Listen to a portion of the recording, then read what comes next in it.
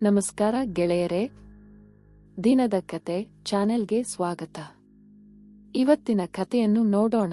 ಸರಿ ಗಿರಿಜಮ್ಮ, ನಾನು ಹೋಗಿ ರಘುನಾಥನನ್ನು ಕರೆದುಕೊಂಡು ಬರುತ್ತೇನೆ ಅಂತ ಸೋಮಣ್ಣ ರಘುನಾಥನ ಹತ್ತಿರ ಬಂದು, ಚಿಕ್ಕೇಜಮಾನ್ರೆ, ಗಿರಿಜಮ್ಮ ನಿಮ್ಮನ್ನು ಊಟಕ್ಕೆ ಕರೆದುಕೊಂಡು ಬರಲು ಹೇಳಿದ್ದಾರೆ ಎಂದನು. ರಘುನಾಥ ಊಟಕ್ಕೆ ಬರುತ್ತಾನೆ. ಒಮ್ಮೆ ಜಗಲಿ ಕಡೆ ನೋಡುತ್ತಾನೆ. ಅಲ್ಲಿ ಜಾನಕಿಯನ್ನು ನೋಡುತ್ತಾನೆ. ಜಾನಕಿ ತಲೆ ತಗ್ಗಿಸಿ ಕುಳಿತುಕೊಂಡಿದ್ದಳು. ಅವಳನ್ನು ನೋಡಿ ಮೂಕವಿಸ್ಮಿತನಾಗಿ ಅಲ್ಲೇ ನಿಂತು ಅವಳನ್ನು ನೋಡುತ್ತಿರುತ್ತಾನೆ. ಅಷ್ಟರಲ್ಲಿ ಸೋಮಣ್ಣ, ಯಾಕೆ ಯಜಮಾನ್ರೆ, ಇಲ್ಲಿ ನಿಂತು ಬಿಟ್ರಿ, ಬನ್ನಿ ಎಂದು ಹೇಳುತ್ತಾನೆ. ರಘುನಾಥ, ಹಾವ್, ಬರುವೆ ಎಂದು ಗಿರಿಜಮ್ಮನ ಹತ್ತಿರ ಬರುತ್ತಾನೆ. ಗಿರಿಜಮ್ಮ, ಬಾ ರಘುನಾಥ, ಎಲ್ಲರೂ ಊಟ ಮಾಡೋಣ ಎಂದು ಜಾನಕಿಯನ್ನು ಕರೆಯುತ್ತಾರೆ. ಪಕ್ಕದಲ್ಲೇ ಜಗಲಿ ಮೇಲೆ ಕುಳಿತ ಜಾನಕಿಗೆ, ಬಾ ಊಟ ಮಾಡೋಣ ಎಂದರು. ಜಾನಕಿ ನಿಧಾನವಾಗಿ ಎದ್ದು ಬಂದಳು. ರಘುನಾಥ ಅವಳನ್ನೇ ದಿಟ್ಟಿಸಿ ನೋಡುತ್ತಿದ್ದ. ಗಿರಿಜಮ್ಮ ಅವನನ್ನು ನೋಡಿ, ಯಾಕೋ ರಘುನಾಥ, ಹೆಂಡತಿಯನ್ನು ಅಷ್ಟೊಂದು ದಿಟ್ಟಿಸಿ ನೋಡುತ್ತಿದ್ದೀಯಾ, ಹೋಗಿ ಊಟ ಮಾಡಲು ಕುಳಿತುಕೋ, ಅವಳು ನಿನ್ನ ಪಕ್ಕದಲ್ಲೇ ಕುಳಿತುಕೊಳ್ಳುತ್ತಾಳೆ ಎಂದು ನಸುನಗುತ್ತಾರೆ. ಜಾನಕಿ ರಘುನಾಥನ ಒಟ್ಟಿಗೆ ಊಟ ಮಾಡಲು ಕುಳಿತುಕೊಳ್ಳುತ್ತಾಳೆ. ಹಾಗೆ ಸೋಮಣ್ಣ ಮತ್ತು ಗಿರಿಜಮ್ಮ ಊಟಕ್ಕೆ ಕುಳಿತುಕೊಳ್ಳುತ್ತಾರೆ.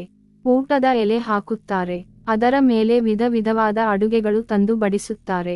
ಸಿಹಿಯಾದ ಜಾಂಗೀರ್, ಹೋಳಿಗೆ, ಬಜ್ಜಿ, ತರಕಾರಿಗಳ ಪಲ್ಯ, ಸಾಂಬಾರು, ಹುಳಿ, ಚಟ್ನಿ, ಹೀಗೆ ವೈವಿಧ್ಯ ಅಡುಗೆಗಳನ್ನು ಕಂಡು ಜಾನಕಿ, ಅಬ್ಬಾ, ಇಷ್ಟೊಂದು ವಿಧವಾದ ಅಡುಗೆಯೇ ನಾನು ಎಂದೂ ನೋಡಿರಲಿಲ್ಲ, ಇದನ್ನೆಲ್ಲ ಹೇಗೆ ಒಮ್ಮೆ ತಿನ್ನಲಿ ಅಂದುಕೊಳ್ಳುತ್ತಾಳೆ.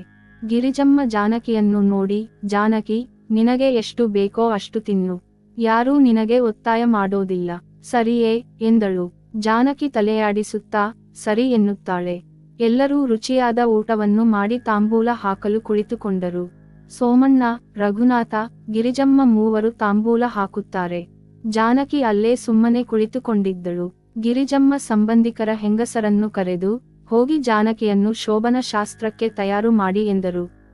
ಕೆಲ ಹೆಂಗಸರು ಬಂದು ಜಾನಕಿಯ ಕೈಹಿಡಿದು ಕರೆದುಕೊಂಡು ಕೋಣೆ ಒಳಗೆ ಹೋಗುತ್ತಾರೆ.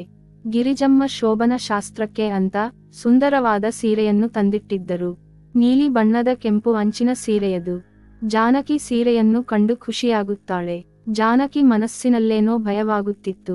ಗಿರಿಜಮ್ಮನ ಆತ್ಮೀಯ ಗೆಳತಿ ಮಂಗಳಮ್ಮ ಜಾನಕಿಗೆ ಹೇಳುತ್ತಾಳೆ, ಹೆದರಬೇಡ ಜಾನಕಿ, ಈ ದಿನ ನಿಮ್ಮ ಜೀವನವನ್ನು ಬದಲಾಯಿಸುತ್ತದೆ.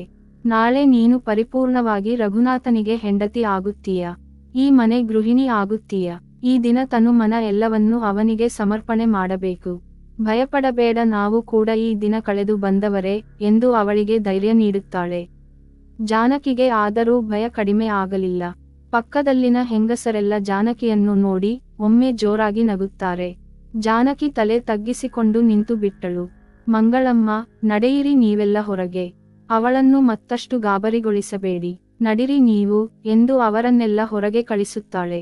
ಎಲ್ಲಾ ಹೆಂಗಸರು ಹೊರ ಹೋಗುತ್ತಾರೆ. ಮಂಗಳಮ್ಮ ಜಾನಕಿಯನ್ನು ಮಂಚದ ಮೇಲೆ ಕುಳಿಸಿ ಕೋಣೆ ಬಾಗಿಲನ್ನು ಚಾಚಿ ಹೊರ ಹೋಗುತ್ತಾರೆ. ಜಾನಕಿ ಮನಸ್ಸು ತಳಮಳವಾಗುತ್ತದೆ. ಮಂಗಳಮ್ಮ ಹೊರಬಂದರು. ಗಿರಿಜಾ, ನಿನ್ನ ಸೊಸೆಯಂತೂ ತುಂಬಾ ಗಾಬರಿಯಾಗಿದ್ದಾಳೆ, ನಾನು ಸ್ವಲ್ಪ ಧೈರ್ಯ ಹೇಳಿ ಬಂದಿದ್ದೀನಿ ಅಂದರು. ಗಿರಿಜಮ್ಮ, ಹೌದೇನು ಪಾಪ, ಇನ್ನೂ ಎಳೆ ವಯಸ್ಸು, ದಿನ ಕಳೆದ ಹಾಗೆ ಎಲ್ಲವನ್ನೂ ಅರ್ಥ ಮಾಡಿಕೊಳ್ಳುತ್ತಾಳೆ ಎಂದು ಸುಮ್ಮನಾದರು. ಬಂದ ಅತಿಥಿಗಳೆಲ್ಲ ಮನೆಗೆ ಹೊರಟರು. ಕೆಲ ದೂರದಿಂದ ಬಂದ ಸಂಬಂಧಿಕರೆಲ್ಲ ಇವರ ಮನೆಯಲ್ಲಿ ಉಳಿದುಕೊಂಡರು. ರಘುನಾಥ ಸಂಬಂಧಿಕರಿಗೆಲ್ಲ ಮಲಗುವ ವ್ಯವಸ್ಥೆ ಮಾಡಿಕೊಟ್ಟ. ಸೋಮಣ್ಣ ಕೂಡ ನಾಳೆ ಬರುತ್ತೇನೆ ಎಂದು ಹೊರಟನು. ಗಿರಿಜಮ್ಮ, ರಘುನಾಥ, ಸಮಯವಾಯಿತು. ಜಾನಕಿ ಕೋಣೆಯೊಳಗೆ ಒಬ್ಬಳೇ ಕುಳಿತುಕೊಂಡಿದ್ದಾಳೆ. ನೀನು ಹೋಗಿ ಮಲಗು ಎಂದಳು. ರಘುನಾಥ, ಸರಿ ಅಮ್ಮ, ನೀನು ಹೋಗಿ ಮಲಗು, ನಾನು ಕೂಡ ಹೋಗಿ ಮಲಗುತ್ತೇನೆ ಎಂದು ಹೇಳಿ ಕೋಣೆ ಒಳಗೆ ಹೋಗಿ ದೇವರನ್ನು ಸ್ಮರಿಸುತ್ತಾ, ಹೇ ರಾಮ, ಎಲ್ಲವನ್ನೂ ಚಂದ ರೀತಿ ನಡೆಸಿಕೊಟ್ಟೆ ಎಂದು ಕೈಮುಗಿದು ಮಲಗಿಕೊಂಡಳು. ರಘುನಾಥ ಕೋಣೆ ಬಾಗಿಲನ್ನು ತೆಗೆದು ಒಳ ಬರುತ್ತಾನೆ. ಈ ಕಥೆಯ ಮುಂದಿನ ಭಾಗವನ್ನು ಮುಂದಿನ ವಿಡಿಯೋದಲ್ಲಿ ನೋಡೋಣ. ಈ ಕಥೆಯ ಬಗ್ಗೆ ನಿಮ್ಮ ಅನಿಸಿಕೆ, ಅಭಿಪ್ರಾಯಗಳನ್ನು ಕಮೆಂಟ್ ಅಲ್ಲಿ ತಿಳಿಸಿ. ವಿಡಿಯೋ ಇಷ್ಟವಾದಲ್ಲಿ ಲೈಕ್ ಮಾಡಿ, ಸ್ನೇಹಿತರೊಂದಿಗೆ ಹಂಚಿಕೊಳ್ಳಿ. ಚಾನೆಲ್ ಅನ್ನು ಸಬ್ಸ್ಕ್ರೈಬ್ ಮಾಡಿ ಸಪೋರ್ಟ್ ಮಾಡಿ. ಮುಂದಿನ ವಿಡಿಯೋದಲ್ಲಿ ಸಿಗೋಣ. ನಮಸ್ಕಾರ.